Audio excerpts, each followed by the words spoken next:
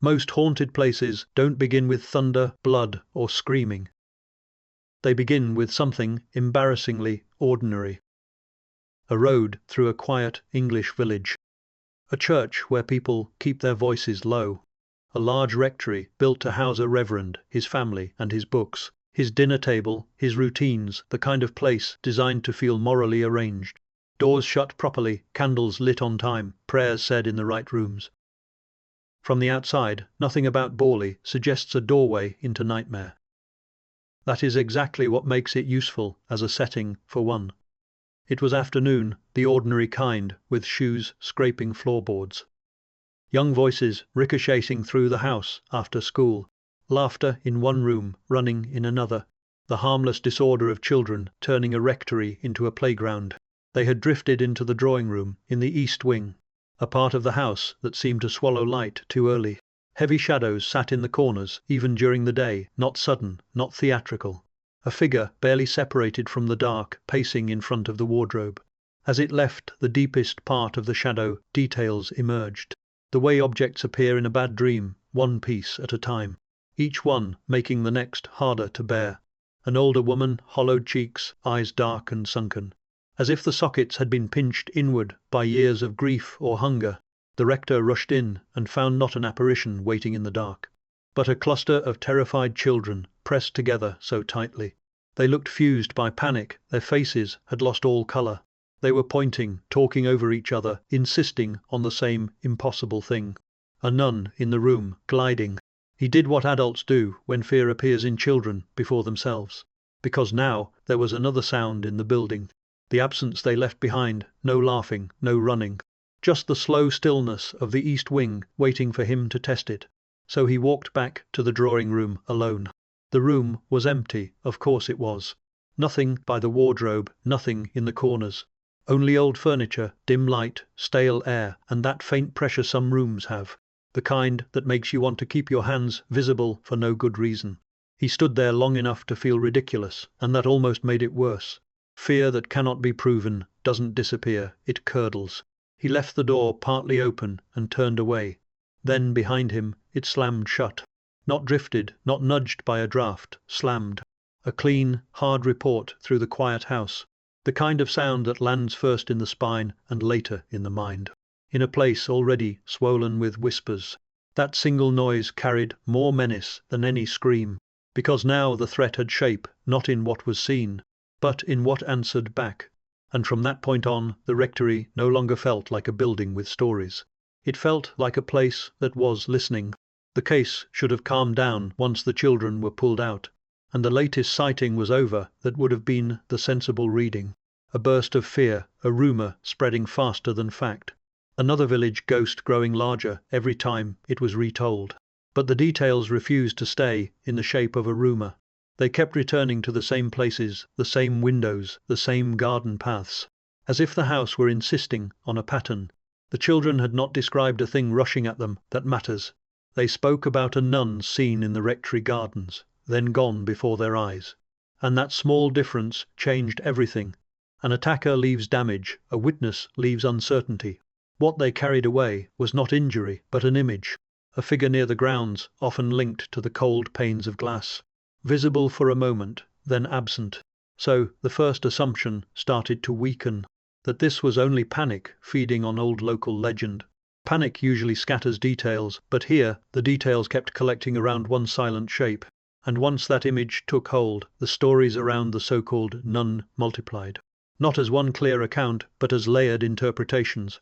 To some, she was the spirit of a dead nun bound, somehow, to the rectory. To others, she was not trapped at all, but sent. A warning, a messenger, a sign that something had shifted. That disagreement is more revealing than it sounds. People argue over meaning when they cannot argue over occurrence. They may not have agreed on what she was, but enough of them behaved as if something had been seen. Inside the house, the atmosphere did the rest. Not because there was blood on the walls or furniture overturned in the night, but because ordinary perception began to feel unreliable. Movement at the edge of sight, shadows where there should have been none. Rooms that seemed to hold onto a person's stare a fraction too long. This is where a haunting often becomes hard to untangle from suggestion. The mind, once primed, can turn every creak into a voice. That is the easy explanation, but the harder one is that the same unease kept surfacing, under different occupants, in different years, with different thresholds for belief. Then came a discovery that pushed the story out of folklore and back into material evidence. After the rector left, Reverend Geyer Smith and his wife Mabel moved in. New people, new routines, new eyes on old rooms. And one day, while cleaning the drawing room, Mabel opened an old wardrobe, standing at the back of the dim space. What she found was not symbolic, not spectral, not open to interpretation. Hidden at the rear of the wardrobe was a human skull. That single object rearranged the whole logic of the house. Up to that point, the easiest theory was that the rectory was generating stories. Generating stories simply because of its reputation. But a skull tucked away in furniture is not reputation, it is concealment. It implies hands, intention, and time. Authorities were called, they could not identify the dead, but they established enough to make the find more disturbing, not less. The skull was thought to be around a century old, and likely belonged to a young woman. Suddenly, the nun was no longer just an image at a window. The house now contained the physical remains of an unknown female dead, hidden inside a domestic object in a room meant for polite company. For a moment, that seemed like the answer. Maybe the entire legend had grown from a crime, an undiscovered burial, a fragment of human remains preserved by accident and discovered too late. Maybe the haunting was never supernatural at all. Maybe the rectory's terror was simply history leaking through bad carpentry. But then the next layer overturned that too. The strange activity, according to the Smiths, didn't stop with the skull's removal. It began in earnest after it was taken off the property. That is what makes it worse. If the skull had been the source, removing it should have quieted the place. Instead, the timing suggested the opposite. Disturbance woke something. Upheaval mattered, new owners mattered, alterations mattered. The pattern was no longer just death hidden in a wardrobe, it was reaction. The house seemed to answer change. From there, the reports become more structured and because of that, harder to dismiss. The Smiths heard footsteps moving around the property in the middle of the night. Not a single bang, not one dramatic incident, but repeated footfall. The oldest and most intimate sound of human presence. Then lights were seen in windows where no one should have been standing. Then, most bizarre of all, they claimed to witness an apparition, a horse-drawn carriage passing through the courtyard. A carriage is not a random ghost image, it belongs to another era, which means the sightings were no longer pointing in one direction. First, a female presence, then remains of a young woman. Then sounds of movement through the house. His arrival changed the status of the case immediately. Before him, the rectory was a nest of testimony. On his first visit, he was not even there as the central figure. He came to assist the reporter. By now, the old assumptions had almost all collapsed. It was no longer only frightened children. By this point, the flying glass and locked doors almost stop being the real story. They are dramatic, yes, they make witnesses sound convincing. But noise is not motive, damage is not intent. That is what keeps dragging the case out of ghost story territory and back into something rawer. The disturbances didn't fall on everyone equally, they clustered. They leaned towards certain people, certain rooms, certain moments when privacy and shame were already in the air. And that pattern matters more than any apparition. Because hauntings, fake or real, tend to grow in the direction of pressure. Wherever there is guilt, fear of exposure, loneliness, a marriage gone stale, a role someone can no longer bear to play, the phenomena suddenly seem to find a stage. Marianne sat at the center of that pressure. Quiet people are often described as passive in these stories, but quiet is not passive. Quiet can mean observant, it can mean cornered. It can mean a person is carrying on two separate lives in the same body, and trying not to let either one show on her face. In a place already loaded with legend, that kind of inner split becomes dangerous. Every creak acquires intention, every moved object feels personal. Every message starts to sound less like random theatre and more like accusation. And the accusations were personal, that is the part that matters. The wall writings were not vague, floating nonsense. They kept circling back to Marianne, as if the house had singled her out. That could be read as paranormal fixation. It could also be read as something far older and more ordinary. A woman under scrutiny in a house that had already built its mythology. around moral failure, desire, and punishment. Once you know there were rumors of an affair, the whole emotional weather changes. Suddenly, the rectory is not just haunted by the dead. It is haunted by the possibility of being found out. That possibility can make a person do strange things, not because they are evil, but because exposure feels like a kind of death. Think about the mechanics of that fear. A hallway after midnight, shoes in hand to avoid the creak on the landing. A bedroom door eased shut with 2 fingers. The need for a distraction big enough to swallow the real explanation. If footsteps are heard, let them be called spectral. If a light is seen where no light should be, let it belong to a restless presence. If someone asks why you were awake, why your clothes were disturbed, why a sound came from the wrong room, then the house itself becomes an alibi.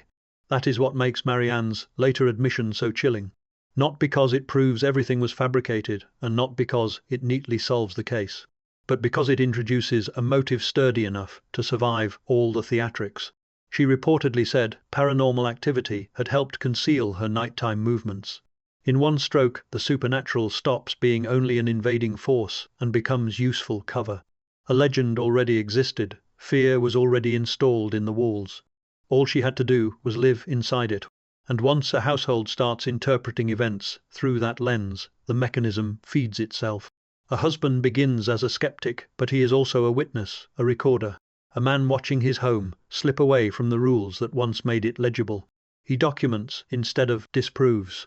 He becomes invested, then unsettled, then implicated. A child is locked in a room with no lock, and terror hardens into family memory. Objects are thrown, windows break, messages appear in different hands. Whether each incident came from a spirit, a person, or some unstable mixture of the two almost becomes secondary in lived experience. The result is the same. Everyone in the house starts behaving as if an invisible intelligence is present, and that belief changes people faster than any ghost. It alters where they stand, how they sleep, what they admit, what they hide. It can turn embarrassment into myth. It can turn private misconduct into public haunting.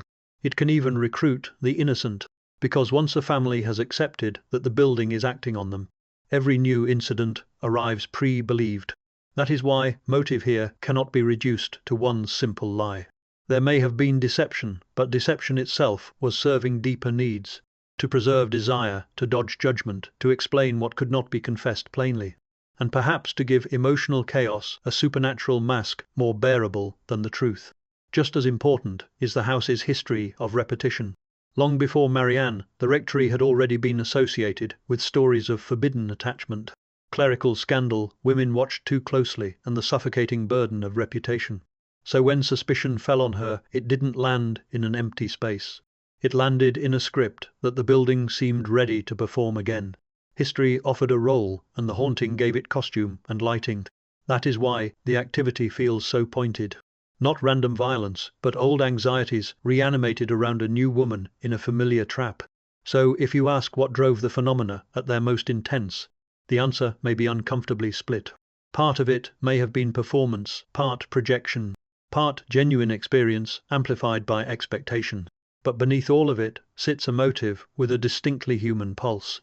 The need for secrecy under pressure, the need to hide desire, the fear of disgrace in a house where gossip could outlive you, the strange relief of letting an unseen force take responsibility for what you cannot say aloud. And once that mechanism is in motion, once witnesses, residents, and visitors all start feeding the same story, the building no longer needs to prove itself. It only needs to keep echoing back what the people inside most dread hearing. Which is why, when the next investigator arrived, he was not entering a simple haunted house. He was walking into a place where belief, shame, spectacle, and opportunity had already fused into one atmosphere thick as dust waiting to be measured. And this is the part where the legend stops looking random. Because once Harry Price moved in, the rectory didn't just produce noises and broken glass. Instead of just noise, it started answering. That is what makes the whole case so difficult to dismiss, and so easy to distrust at the same time. Price arrived with measuring devices, notebooks, hired observers, and the kind of confidence that always attracts 2 crowds at once. Believers who think the truth is finally coming, and skeptics who can already smell performance in the room. For a year he turned the house into something halfway between a laboratory. Halfway between a laboratory and a stage set. People slept there, watched there, waited there. Seances were held under low light, around tables cluttered with pencils and candles, and pages meant to catch whatever the dark might dictate. And almost immediately the house seemed to learn the script. Knocks came in clusters, not isolated accidents, but patterns that interrupted conversation like a second voice. Messages appeared on the walls, not elegant messages, not cinematic confessions, just blunt fragments scratched into plaster, the kind of words that become more unsettling because they are so plain. One of them pointed to a well, so they dug. That detail matters.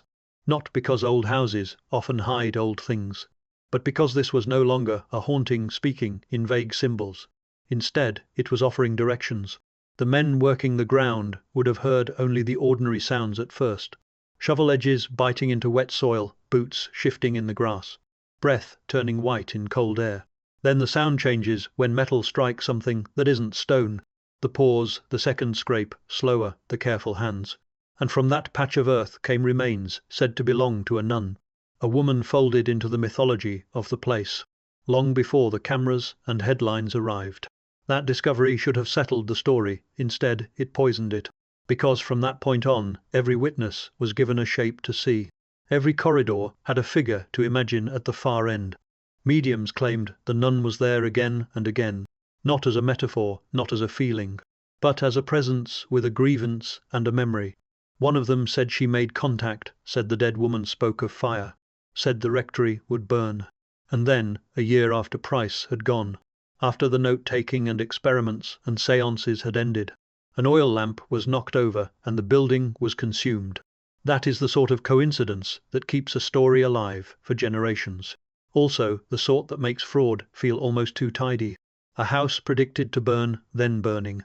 A buried woman hinted at, then found, the perfect chain.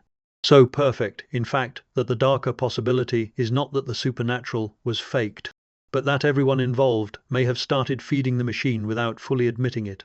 Each person adding one more detail until the haunting became stronger than any single lie. And maybe that is the ugliest truth inside places like this. Not that one person invents a ghost, but that many people, for different reasons, begin serving the same ghost at once. Price needed proof, witnesses needed meaning, mediums needed contact. Locals needed a story large enough to hold all the previous stories. Grief, vanity, loneliness, faith, reputation, money. Fear of being the only one who saw nothing at all. Those motives do not cancel each other out, they stack, they collaborate. A message on a wall can be a prank, a cry for significance, a half-conscious performance or something no one in the room can explain.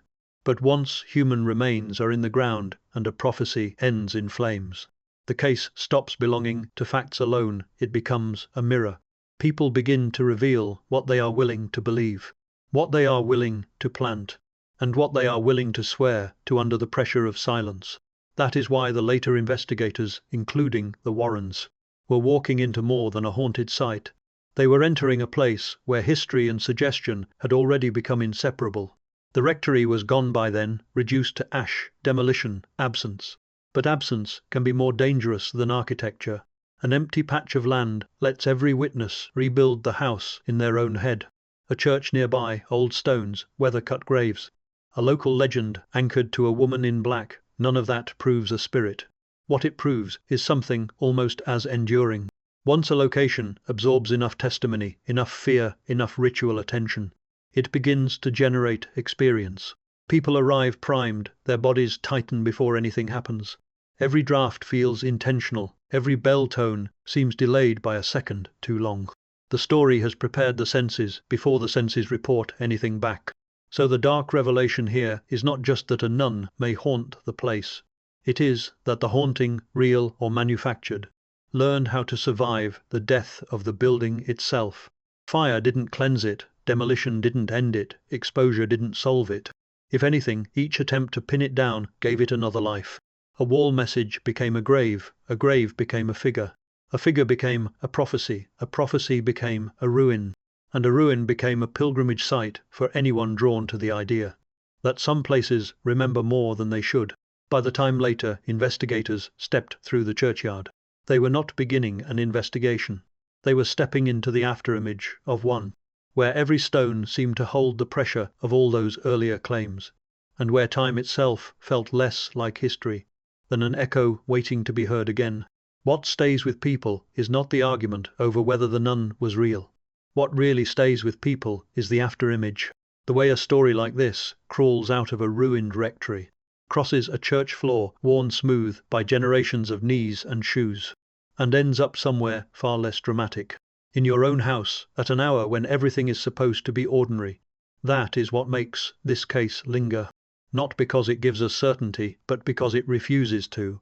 Lorraine steps into that old church and feels something immediately, something heavy and unmistakable, as if the room had been waiting for her specifically. Ed, usually the steadier voice, feels the temperature of the place in his bones, and hears whispers that don't seem to come from a person, or even from a corner, but from the air itself. Not loud, just there, like a conversation continuing, after the speakers have been gone for years. And if that had been the end of it, you could file it away, as one more unsettling night in one more old building soaked in history. But it wasn't the end, because the thing that frightened Lorraine most was not confined to the church, the road, or the mythology around Borley. It followed her back into the part of life where nobody expects the veil to thin. She was at home, doing something painfully normal, reading. A lamp on, a chair, a familiar room. The small rituals that tell the body it is safe. Then she looks up, and there it is. A black mass entering the room, a shape she described less like a figure, and more like a rupture, a vortex, something darker than the dark around it. Not the creak of an old beam, not a trick of candlelight in an ancient nave. Her home, her eyes open. And that detail matters more than any demonology text ever could, because once fear survives the journey from a notorious haunted site into a domestic space, it stops being a period story. It stops being about one cursed address in England. It becomes a contamination of the everyday, the bedroom door, the edge of the wardrobe, the patch of shadow near the ceiling that seems slightly too dense after midnight. You don't have to believe in saints, demons, psychic impressions, or haunted rectories to understand the feeling. You just have to know what it is to be alone in a quiet room, and suddenly doubt the silence the image remains.